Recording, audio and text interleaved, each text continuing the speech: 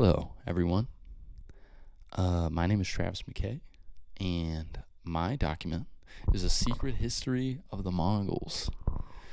And you may be wondering, well, Travis, what's the secret history of the Mongols? Like an Indiana Jones movie or something? No, it's actually an ancient book from the times of the Mongol Empire, and it's kind of the best record of what was going on there, like internally, at least. And I'm going to get into that after we talk about this cool picture of Genghis Khan. That's right, that's him. It's Genghis Khan, ink and color on silk. It is in the National Palace Museum in Taipei, Taiwan. The reason I picked this very simplistic, not deep at all picture of Genghis Khan is because he's the guy, dude. He's like, if there's LeBron James of the Mongol Empire, like that's him. He's the GOAT, as people would say, if that makes sense. He's like the man, and he like unified all the Mongols, and he was like, yo, dude, we should just do all, like, conquer everything, because that would be sick. We should just do that. So that's exactly what he did, and what he did was kind of messed up. Let's not lie. But you also have to respect him on a level, It's pretty cool. He unified all the bros, and he went out, and, he did what he wanted to do. Now, is it a good thing that he did that? Morally? Not really. But he did it, Nothing you can do about it now. I might cut all that out. That was stupid. Okay. Anyways. My outside source that I got from the Texas State Library is a book by a man known as Frank McLin. It was written in 2015. It's called Genghis Khan: His Conquest, His Empire, His Legacy by Frank McLin. And you're probably saying, well, Travis, why are you just focusing all on Genghis Khan right now, dude? When it's the secret history of the Mongols. Well, because the secret history of the Mongols is mostly about Genghis Khan. And our excerpt from the secret history of the Mongols is mostly about Genghis Khan. And a little bit about his son. But that's just a little bit, it's 75-25. So I'm going with 75 here. Genghis Khan: His Conquest, His Empire, His Legacy. It's a cool book, talks about Genghis Khan, believe it or not. But yeah. So Secret History of the Mongols, it's a collection of chronicles that details the beginnings of the Mongol Empire. So Genghis Khan is the first guy. He's the big guy. And it chronicles the beginning. He was this dude called Temujin. I'm probably butchering that. But then they were like, yo, dude, you're the Khan. You're the man. We're changing your name. We're doing all this. You're Genghis Khan now. He was like, okay, cool. But anyway, so it talks about that. Him and his boy, they got this sick brotherhood called the Onda. It's awesome. They're bros. But yeah. So it talks about that. It talks about his rule, the times following his rule, which would be the rule of his son and obviously heir, Ogode, who's not as cool as his dad in terms of he's got issues. More on that later. The value of the secret history of the Mongols as a reliable source of history is often debated among scholars because they're like, dude, this guy is writing this like it's a Harry Potter book. There's no way this can be like all true. They're like, dude, Genghis Khan's the man. It's for real. Like, you're reading and you're like, okay, Genghis Khan, I've heard some pretty sick stuff about you, dude, but this is awesome. But anyways, really the reason is the earlier parts of the text, they don't really have any corroborating external sources. So that's kind of an issue. But you know what? It's fun. So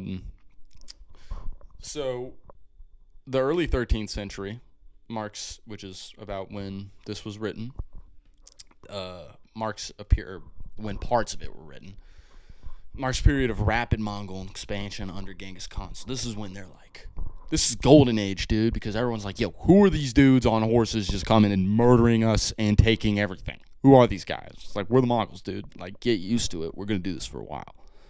And yeah, dude, they were just doing this for fun. Like Asia to Eastern Europe, they're everywhere. It's pretty crazy. And anyway, the document reflects less about their actual conquests and stuff, and more about like their ideals and their values of loyalty and conquest, but not like in a book's not, we were at A and we went to B and we killed everyone and we stole their stuff. Boom. It's like, these are my brothers. It's really interesting. So the authors of The Secret History of the Mongols most likely saw the audience as heirs to a powerful legacy. So they're using this book. It's not just like look at this sick book we wrote, anyone can go buy it, which, I don't know that word. Maybe they did give it out to everybody. But the real reason that they wrote it was they were like, for everyone in the future, because this Mongol Empire thing's looking pretty good, hopefully we're going to go on. We want to sustain this. So we made this dope book, and you can read it if you're, an heir or you're a king or a leader in the Mongol Empire, and you can read, they're like life lessons on like how to rule and the values of, as I said, like loyalty to, like that's the thing about Temujin and his homeboy, their Onda, their brotherhood, which I was reading that, and it was the first thing I read, and I was like, oh man, what did I pick, dude? This is like The Notebook. Is this the love story? Nothing wrong with that, but it wasn't. It was cool. And anyways, I thought that was funny. So yeah, they were the Secret History frames Genghis Khan as an ideal leader and a model for his successors. Again, they see this dude as like the LeBron James of Mongol Empire, and they're like, "Yo, look what this guy does, man. He's awesome." Yeah. So they're using his accomplishments and trials to instruct and inspire the squads. Okay, now here is the I'm gonna butcher, not bitcher. That's a bad word. I'm going to butcher this upcoming quote here. Quote from my primary source: before the cliffs of Koldagar in the Korkonag Valley, beneath the great branching tree of the Mongol, they pledged their friendship and promised to love one another. So yeah, when I first read this, I was like, what did I pick, dude? Is this The Notebook? But I that is like the essence of the whole thing is, it's like loyalty is the biggest thing in here. And I feel like that's the biggest value that they're trying to convey to the future leader is they're like, yo, dude, we're a little lenient on how you do stuff as long as you're for the bros, It's all about that Onda, that brotherhood, bro. A-N-D-A. Write that down in your notes. Anyways, I got some connections for you here. First, a reading.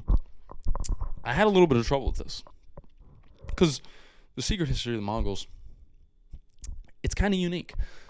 But then I remembered, boom, The Way of the Warrior, like the samurais and stuff. I was like, dude, it's like so similar. So The Way of the Warrior and Secret History share many similarities in their emphasis on values like discipline, honor, and loyalty as a necessity to being successful in leadership. Both documents function as codes of conduct designed to shape the behaviors and ethics of those in power and create a strong, cohesive culture within warrior societies. They're both like into swords and stuff. One of the ways this is shown is through the concept of Onda. Remember I said that earlier, it's pretty important. In Mongolian culture, in the relationship between the master and the student in the Bushido culture, which is like samurais and stuff. Obviously, I don't know why I just clarified that. I would say it was like, oh, that's the only thing I could find. Because at first I was like, yeah, this is kind of similar. But it is like really similar, So video, it's basically the same thing. I chose the video about Japan, Neolithic to samurai. Timelines of ancient civilizations a little while back. I think it was about a month ago. Maybe a little longer. But in that, they show how the Japanese went from a hunter-gatherer lifestyle, as most ancient societies. They were hunting and they were gathering. Surprise, surprise.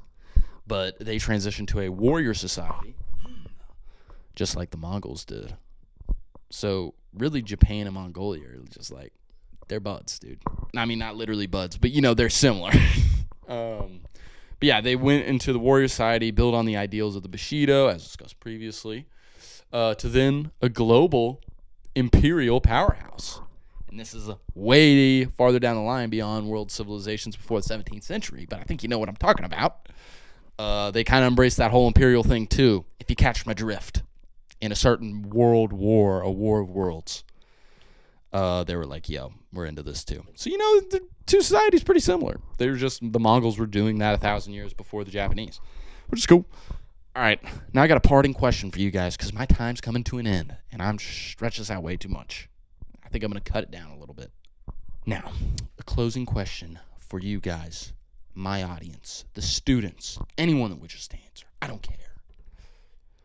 So how do the values of loyalty, honor, discipline, and sacrifice in the secret history of the Mongols reveal the role of warrior codes in shaping and sustaining societies? Boom.